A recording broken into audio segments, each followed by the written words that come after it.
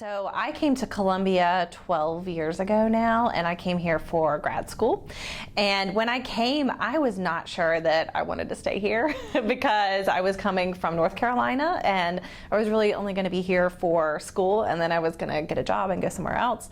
But I just found Columbia to be so inviting, and the people that I met were just so committed to their work, and it was just a small town feel, but without really being a small town. And so I decided to stay, and again, here I am 12 years later. So much has changed in that time. I mean, I just think about what downtown looks like as opposed to what it looked like when I came here at first.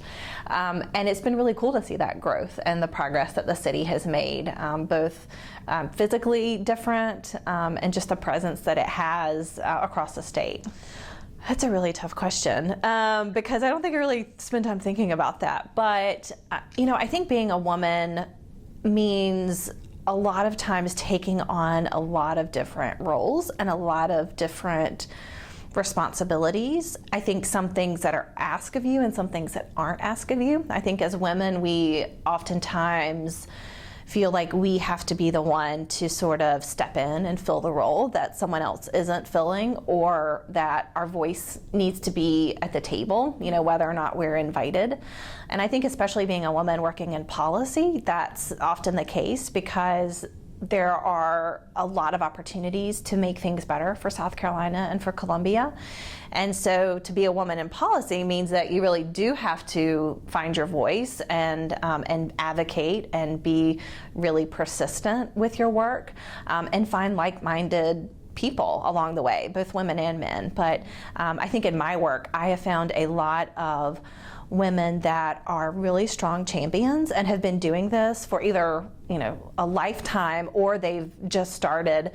But there's always some sort of common ground that we can come to and figure out a way to work together. I mean, every meeting I have with women across Columbia, it's always, okay, what are we gonna do? Like, what are we gonna work on next together? What can we change? How can we make things better? And there's a lot of energy and a lot of optimism and a lot of hope there. But I think, again, as a woman, you sort of feel that obligation and that responsibility to carry that forward and be the person that is continuing to push for change that will really make a difference in the lives of all South Carolinians. I've had a lot of them, really. I mean, I think about my mom, first and foremost, because, she was a teacher and she, raised me and my sister, and she homeschooled us at one point, and she, navigated a couple of moves and just a lot of challenging situations that, looking back, I'm like, I don't know how she did that. But, she always did it with just a really good attitude and just made it work. And so she's always been, I think, just an inspiration for me. And then I've had a lot of other women in, my life, my aunts and my grandmother, who, again, just sort of time and time again, I just saw so much perseverance, despite the circumstances, and all the circumstances were incredibly different, but they just continued to move forward and make it happen. And I think, looking back now as a mom and being at, the age that they were at the time, just how challenging that was, but they just made it look so easy, and did it and got it done, no matter what it took. So I think to remember that has been so important and helpful for me, that you just keep doing it, and then eventually it gets done.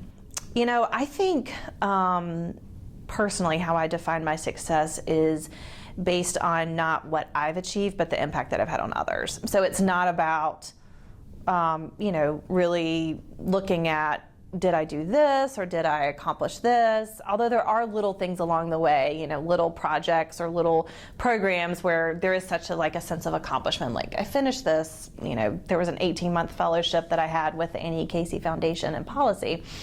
And that required a lot of me and my family and work, but I was really thrilled when I finished that, because I was like, that is such a huge accomplishment that not many people have done. But I've always felt like it's been about others. And that's always been, I think, ingrained in me from very early on. And I've seen that play out in the mentors that I've had and the supervisors that I've had, most of whom have been women in my life. And I just never forget, especially being in social work. Obviously, that's the career where you help other people. But just having mentors that, had taken me on and said, this is what I've done for you. I just ask that you do the same for somebody else and just pay it forward and continue to mentor and help people coming up. And so that's always stuck with me. And so that's what I try to live by now is, what am I really doing for other people? How am I making it better for them? And that applies to grad students or fellow coworkers or colleagues. I feel like my success is rooted in their success. I'd like to think so, yeah. It's sort of interesting because I have a 4-year-old daughter now, and so thinking about how I see myself as a role model and realizing that there are so many pieces to it, like where I wouldn't think about myself the way I might portray myself or way I might handle myself in a situation like that. You really have opportunities every single day to be a role model to someone, and you just never know what someone's going to pick up or what's going to make a difference for them.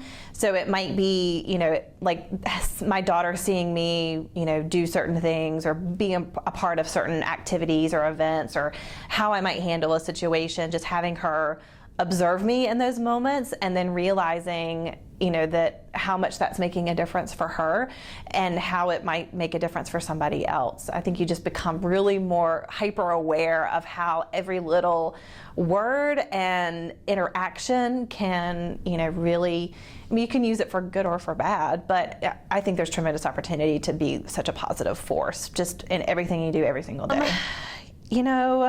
I think there's been a lot of them. Looking back, I've been very satisfied with the careers I've had, and I think for me the biggest thing whatever I did, just making sure that I did the best I could for as long as I could. So I started in Columbia working for Palmetto Health and worked in their teen pregnancy prevention program within Office of Community Services, and then spent some time within that department, moved on to the March of Dimes and working here in Columbia but based statewide and working on maternal and child health, and then here in the policy world, and beyond this probably policy too. But I think sort of looking at, I've had little successes and big successes in each of those.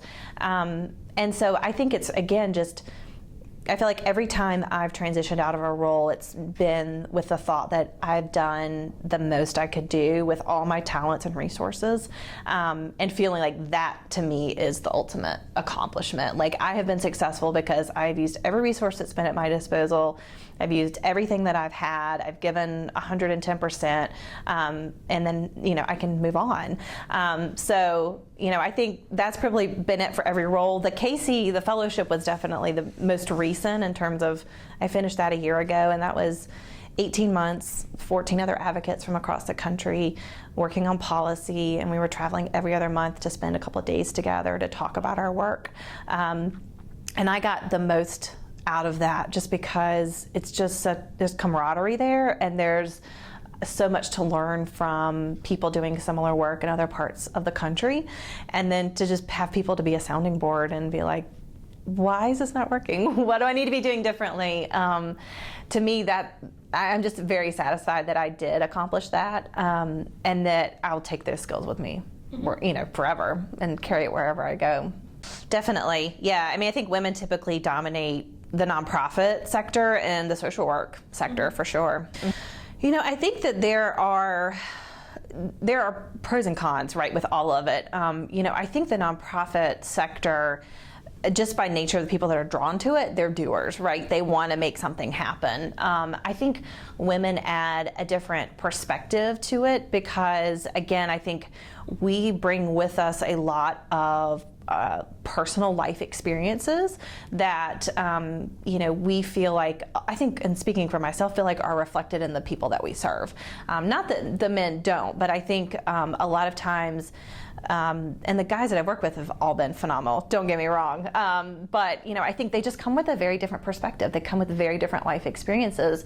And I think for women, you know, we come, or I have felt myself coming into experiences where I've felt marginalized, I've felt dismissed, I've felt, you know, not heard. And so I think that that requires you to have a different way of approaching things, so you can sort of pivot and figure out, this is not going to work. Like, I'm not going to be able to bulldoze my way through this. Like, I've got to come at this a different way. So you have to think quickly on your feet and be in a position where you can navigate all those changes. And again, I think for most women that I know that I've worked with, we've come from really challenging experiences where we go, you know, I've been through this before and this did not work, so let me figure out a different way to come at this. And I think, you know, again, guys are going to bring a different perspective, and that's great, and all of those opinions and voices are needed in the room.